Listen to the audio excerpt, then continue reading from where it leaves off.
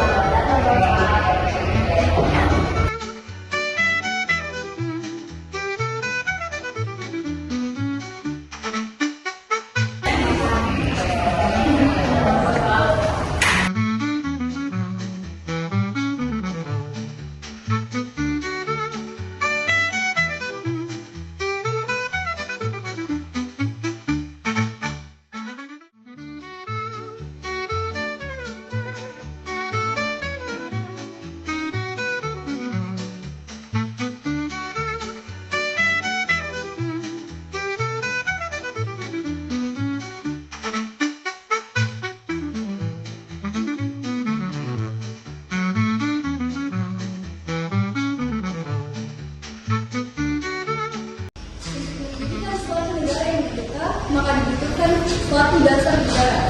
Saya izin berpendapat mengenai pembentukan dasar negara.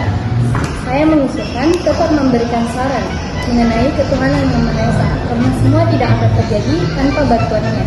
Baik, di sini saya sebagai salah satu orang yang akan mengungkapkan mengenai pendapat saya tentang dasar negara. Baik, kami izinkan Bapak Profesor Muhammad Yamin untuk berbicara. 5 gagasan menurut saya. Pertama tentang peri kebangsaan, lalu yang kedua tentang peri kemanusiaan, ketiga peri ketuhanan, lalu tentang peri kerakyatan, lalu yang terakhir tentang kesejahteraan rakyat. Saya mendengar bahwa Bapak Soekarno dan Soekarno juga memiliki pandangan yang mengenai dasar negara, begitupun juga dengan Bapak Mulyani. Saya juga tahu akan hal itu, maka rapat kita kali ini untuk membahas dasar negara. Kalau begitu Bapak Ibu, Tujuan pembentukan BPUPKI ini adalah untuk menyelidiki serta mempelajari hal-hal yang berkaitan dengan pembentukan negara Indonesia. Dengan begini, hasil sidang BPUPKI pertama yakni menyepakati Pancasila sebagai istilah atau nilai yang digunakan dalam merumuskan dasar negara. awal kita sudah membahas perumusan dasar negara. Sepertinya pembahasan kali ini belum tercapai Bapak Ibu. Saya juga berpikir demikian. Kita harus memikirkan hal atau upaya yang bisa kita lakukan agar semua ini dapat tercapai. Baik, maka dari itu kita mengadakan rapat seperti ini agar kita mendapatkan kesepakatan akhir yang belum tercapai.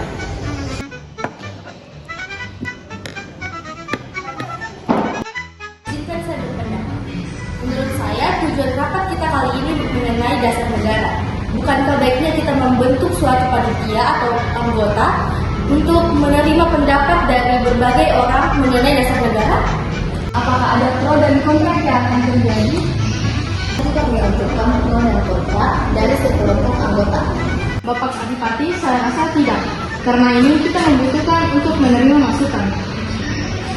Baik, Pak Profesor, saya sangat setuju dengan pendapat Bapak Muhammad Yamin mengenai sekelompok anggota. Ada baiknya kita mencari anggota kelompok itu sekarang. Baik, kita tambahkan Kiai Hasyim Rashid, Abdul Qahar Muzakir, Adi Koesno, Agus Salim, dan Nurina Ramis. Baik, pemilihan anggota yang bagus Pak Bu. Baik Pak, saya sangat setuju dengan 9 anggota terpilih. Bapak Ibu, saya ingin berterima kasih sebesar-besarnya atas keinginan Bapak Ibu untuk membentuk negara kita. Saya juga ingin mengucapkan terima kasih banyak. Bapak Ibu, saya izin menutup rapat pada hari ini.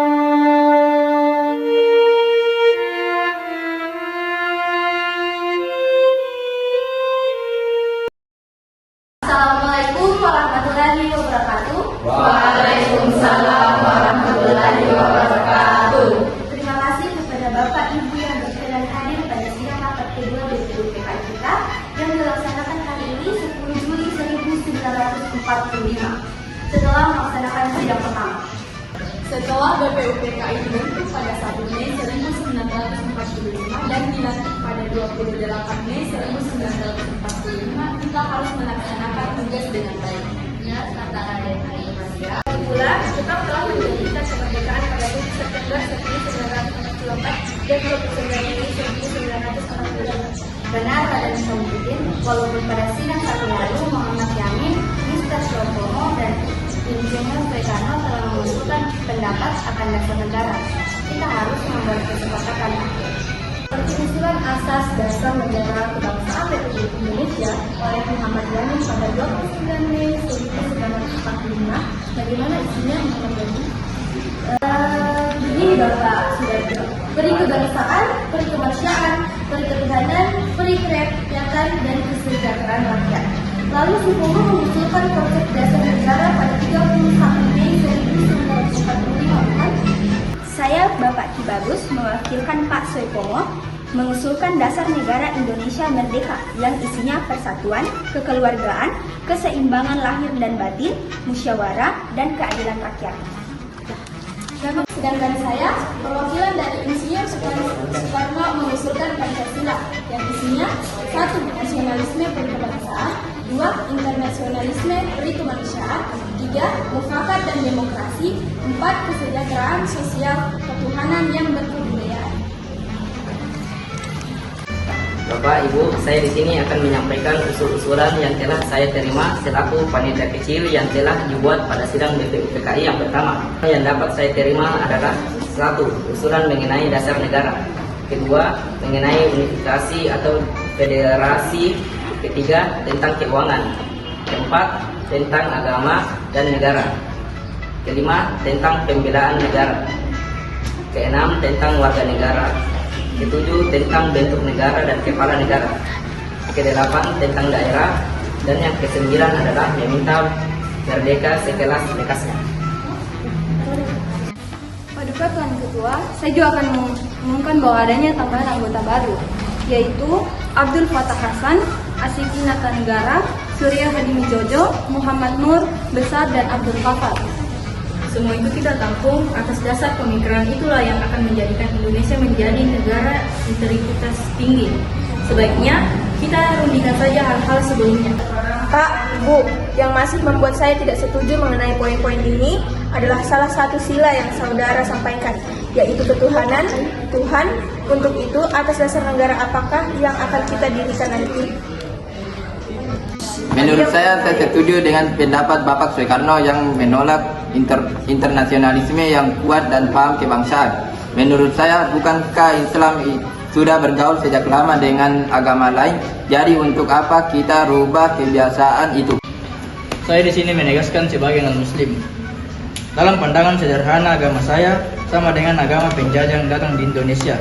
Tetapi saudara-saudara, di dalam agama saya tidak pernah diajarkan membunuh, teror, meneror, dan lainnya. Menurut saya, perjuangan yang akan kita perjuangkan bukan memperjuangkan agama, tetapi perjuangan suku-suku dan dasar itu semua. Menurut saya, atas dasar apa negara ini nanti akan kita bangun? Apakah dengan dasar-dasar hukum Islam atau yang lainnya? Atau juga melanjutkan sistem yang ada sekarang? Saya sependapat bahwa Islam akan menjadi inspirasi dan sumber hukum negara yang akan tiba buat nanti. Namun juga harus ada sistem baru yang dapat memuatkan sistem tersebut. Yang terhormat, Tuan, apakah tidak bisa hukum Islam itu kita dapatkan dengan adat setempat? Dengan adanya Islam, kita akan dapat bekerja sama dengan kerajaan Islam dunia. Maaf saudara, Tunggu dulu, saya belum selesai. Dengan bergaul itu akan menguntungkan negara ini dalam pergaulan dunia. Mengapa hal ini penting? Karena negara Indonesia adalah negara yang baru lahir. Dalam hal ini kita membutuhkan pengakuan dunia internasional untuk membangun negara kita secara utuh, sebagaimana yang terdapat dalam Pancasila yang dikemukakan Insinyur Soekarno. Jika begitu, bukankah hal ini sinergis? Mohon dipertimbangkan saudara-saudara. Ini semata bukan hanya masalah kehormatan Islam semata, tetapi mengenai masalah agama lain. Saya lebih berpendapat kalau sila kedua yang diungkapkan Pak Soebarjo sebelumnya akan lebih sempurna jika berbunyi seperti ini. Sila kedua, dasar kemanusiaan yang adil dan beradab. Bagaimana? Saya setuju dengan saran Anda. Umat kerakyatan masyarakat, saya lebih berpendapat sila keempat akan lebih baik jika berbunyi seperti ini. Kerakyatan yang dipimpin oleh hikmat kebijaksanaan dalam permusyawaratan perwakilan. Saya sangat setuju. Baiklah saudara-saudara, dari perdebatan panjang yang tadi, saya menangkap sedikit poin-poin yang telah Anda sampaikan, seperti ketuhanan dengan kewajiban syariat Islam bagi pemeluk-pemeluknya. Kedua, dasar kemanusiaan yang adil dan beradab. Ketiga, persatuan Indonesia. Keempat, kerakyatan yang dipimpin oleh hikmat kebijaksanaan dalam permusyawaratan perwakilan. Dan yang kelima, keadilan sosial bagi seluruh rakyat Indonesia. Baik, Bapak Ibu, apakah ada usulan lain? Baik, saya sangat setuju dengan usulan Muhammad Danu. Baik, sudah saatnya kita menentukan terlebih dahulu mengenai bentuk negara. Kita menggunakan sistem pemilihan pemungutan suara saja, karena dengan pemungutan suara kita bisa memutuskan masalah dengan adil. Kita juga dapat menghemat waktu karena tidak mengeluarkan kata yang tidak penting.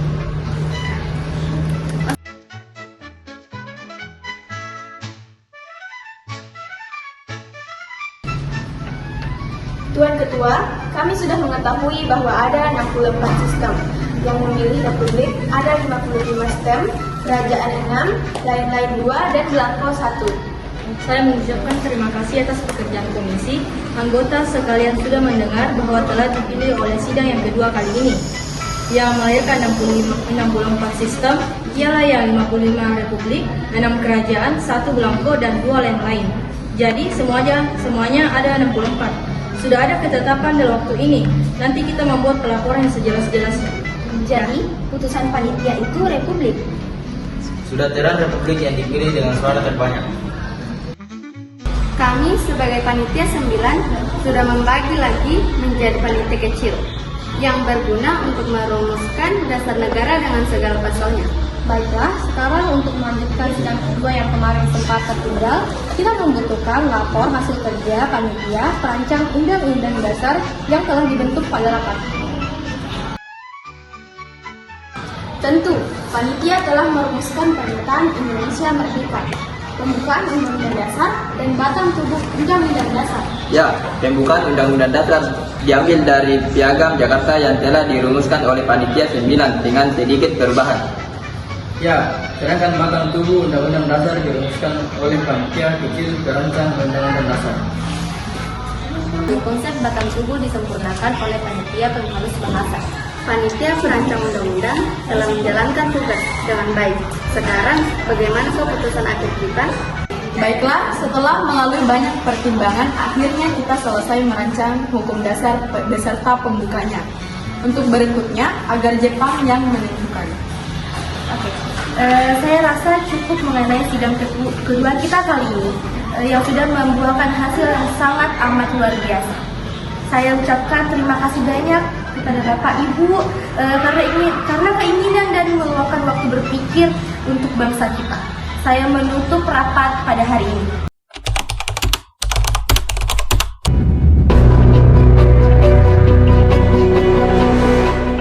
Perkembangan mengenai dasar negara yang dibahas dalam rapat sebelumnya, apakah sudah ada keputusan final, terutama mengenai usulan persatuan yang kemarin sempat dibicarakan? Terkait usulan persatuan, kami telah sepakat untuk memasukkan nilai persatuan sebagai bagian dari dasar negara, namun tidak dalam bentuk poin terpisah.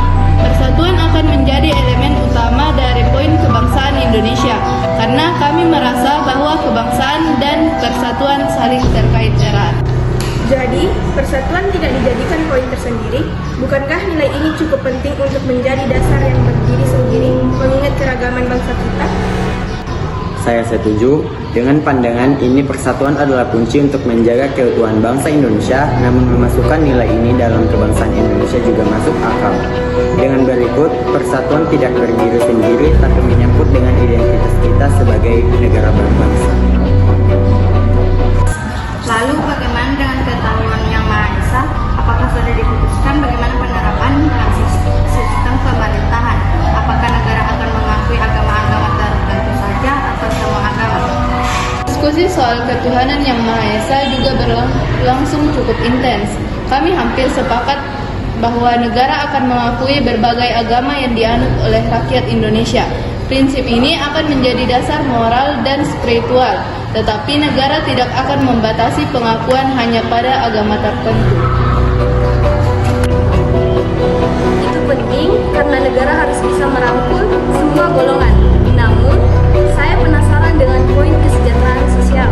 Apakah sudah ada kesepakatan mengenai bagaimana negara akan menjamin kesejahteraan bagi seluruh rakyat?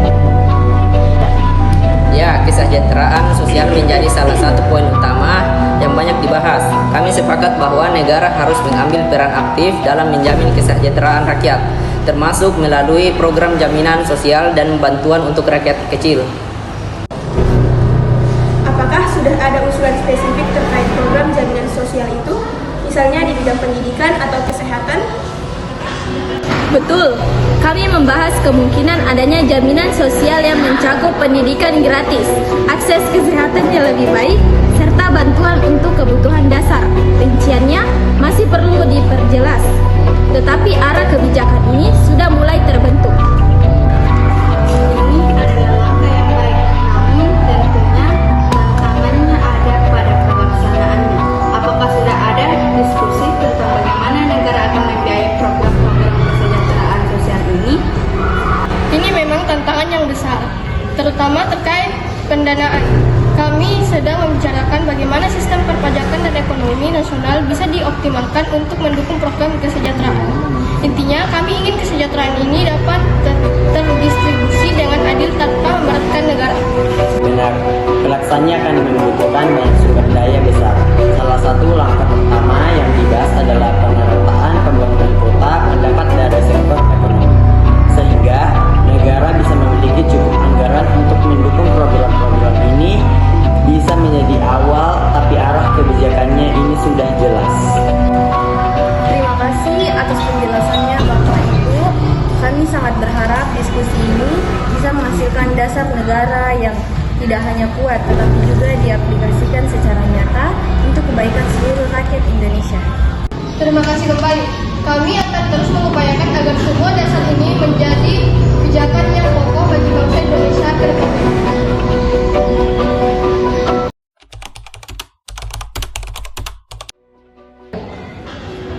Terima kasih atas pertanyaan terkait dengan Kebebasan beragama adalah salah satu pilar penting dalam negara kita.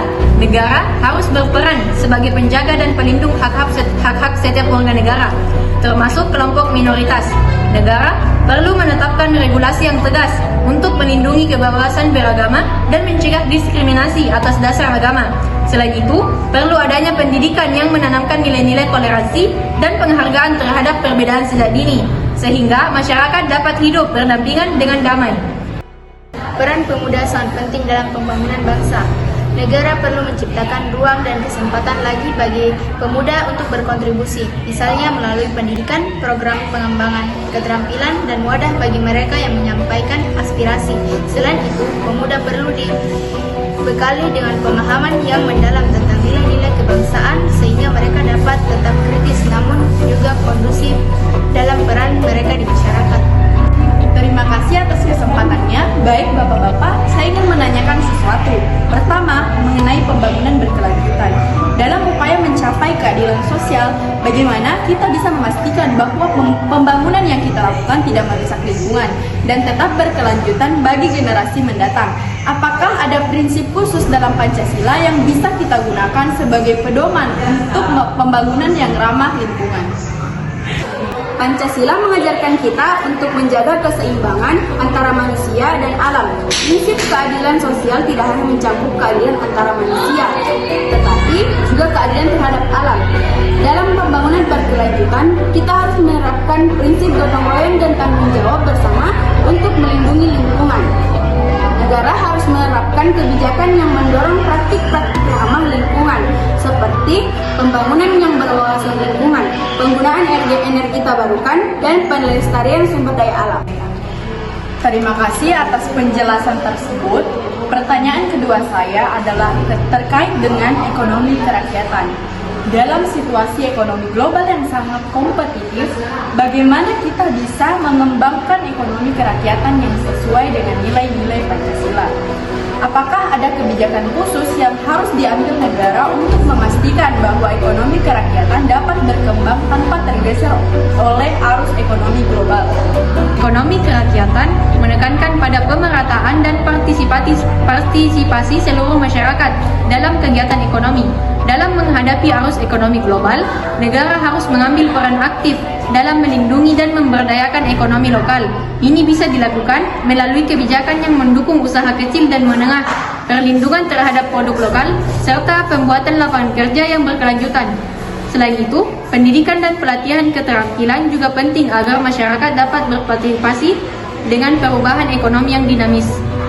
Penjelasan yang sangat komprehensif, Pak. Pertanyaan terakhir saya menyangkut pendidikan karakter.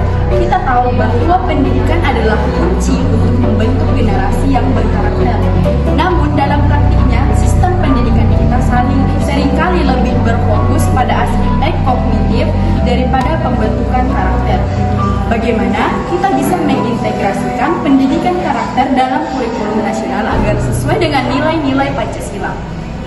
Pendidikan karakter harus menjadi inti dari sistem pendidikan kita. Nilai-nilai Pancasila harus ditanamkan melalui pendidikan sejak dini, baik di sekolah maupun di lingkungan keluarga. Pendidikan karakter bisa diintegrasikan dalam kurikulum melalui pendekatan yang holistik, mencakup pengembangan moral, etika, serta keterampilan sosial. Selain itu, kegiatan ekstrakurikuler dan praktek-praktek seperti gotong royong, toleransi, dan penghargaan terhadap perbedaan harus menjadi bagian dari pembelajaran